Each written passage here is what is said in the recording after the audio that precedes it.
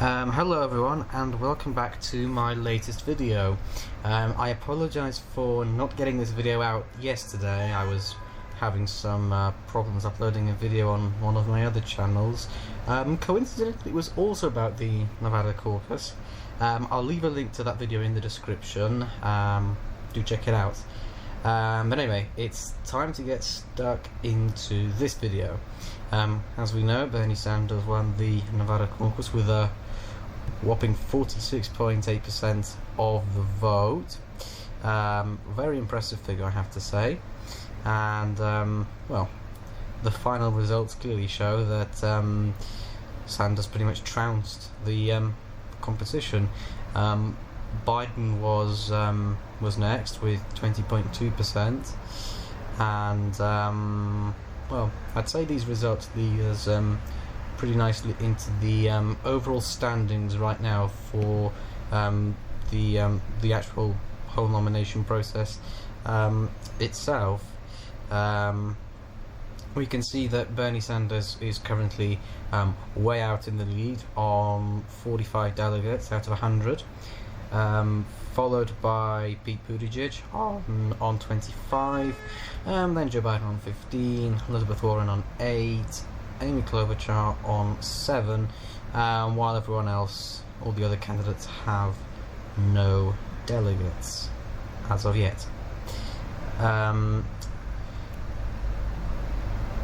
There is, however, something important that these results do conceal. It's a very significant figure, and as you know, there's a split in the well, not a split per se, but there are two wings of the Democratic Party. You have the moderate centrist wing, and you have the more progressive, harder left wing. If you combine the delegate totals so far for Bernie Sanders and Elizabeth Warren, the two progressive candidates, you actually end up with 53 out of 100, and that would be an outright majority of all delegates declared so far. As a result of this, I actually think that Warren should tactically drop out, and then that will avoid splitting the progressive vote, meaning Bernie Sanders is able to gather enough support to basically just run away with this nomination. I think he'll do very well even if Elizabeth Warren doesn't drop out, but as the results are going now, you do run the risk of having a contested convention, and well, let's just say that superdelegates have not exactly been kind to Sanders in the past, so I think it would be best for him to try and just pull it off outright and try and just win the 1991 delegates, to just get the nomination outright without the need to rely on superdelegates. I think it is also fair to say that Sanders is most definitely the front runner. I mean, he's won every single contest so far, 3 out of 3. I think that there's no one here that would deny that, and this is actually supported by the latest polling done on the Democratic nomination. If you just have a look so far, just wait for this graph to load up. Sanders has just been rising and rising and rising and rising consistently. 29.2%, is it? Yeah, 29.2% nationwide for Sanders, while Biden has, well, he's literally fallen like a stone in a pond. It's going disastrously for Biden. Even at some point, Biden was within 0.7, is it?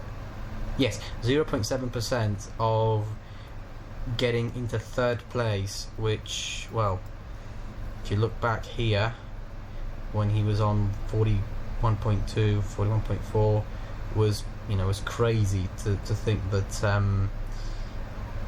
that later on he would be in danger of falling to third. Biden is currently at 18% exactly, as we can see from this. Now, in my previous video, I did say that in order for Biden to still look credible as as a viable candidate, he'd have to, well, ideally win Nevada, but I suppose the Bernie tide was just too strong. So I thought that maybe do damage limitation in Nevada, try and sort of minimize the losses, and then win really big in South Carolina. But losing by 26%, 26.6% to be precise, it's not exactly what I meant when I said do damage limitation. But having said that, there is some good news for Biden. If we have a look at the polling down here, his lead in South Carolina has actually gone up. And I did say in my previous video that I think it was the last time I did a video, it was 6.5% overall. I did say that he'd have to have a really, really, really big win, like really proper big time win, and 14.3%. I would say if that holds up, that would be enough. I think that would be, I suppose, a bit of a revitalization of sorts to the Biden campaign. Unfortunately, however, that's where the good news for Biden ends, and, well, the good news for Sanders continues. If we have a look in the other states, literally every other state, California, Texas, North Carolina, Sanders leads in literally all of them. He leads in California by 13%. He even leads in Texas by 1.6 and North Carolina by 1.3. Now, I do appreciate that these aren't the biggest leads, but again, a win is a win. If you're winning caucus after primary after caucus after primary, then you're going to see results like these. You're going to see your support surge very high up nationally. Yeah, excuse the ambulance outside. I don't know if you can hear that, but sorry about that.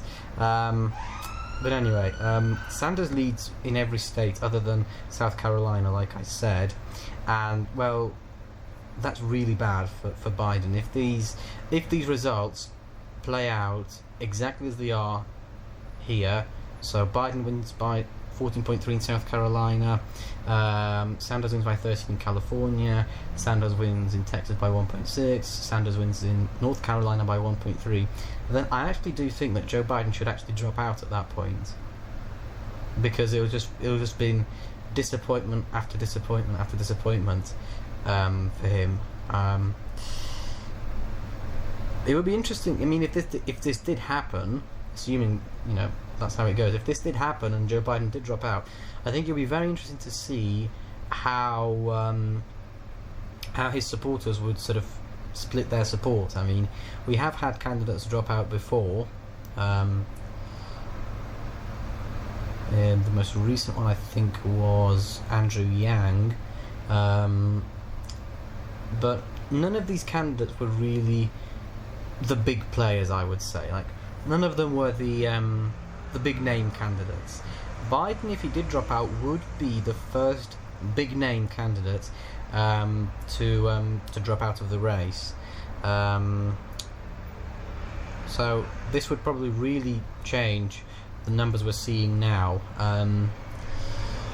I do think if Biden did drop out, that Michael Bloomberg would actually gain a lot of support. I mean, coincidentally, if you have a look, the combined total for Biden and Bloomberg is about, here it was about 33%. If you look now, it's 32%. But you can see that the change in the vote has been pretty dramatic. I do think that most of Biden's voters would go to Bloomberg, which would actually place Bloomberg in second place. That would be very interesting to see how that would play out. But all that's in the future. For now, I guess we await the next election. So to summarize this video, the main points to take away from it, I think, would be that Bernie Sanders is storming towards victory. Joe Biden is suffering defeat after defeat after defeat. Pete Buttigieg is doing surprisingly well. Like I said, he's in second place overall for the delegate count so far, 25 out of 100. And well, the rest of the candidates are far behind. I mean, yes, you've got Elizabeth Warren on 8, Amy Klobuchar on 7, but they're just very far behind. I guess that'll be all from me. Thank you for watching this video. Like, comment, share and subscribe. Remember to donate to the Patreon. I'll put the link for that in the description below. And see you in the next video. Goodbye.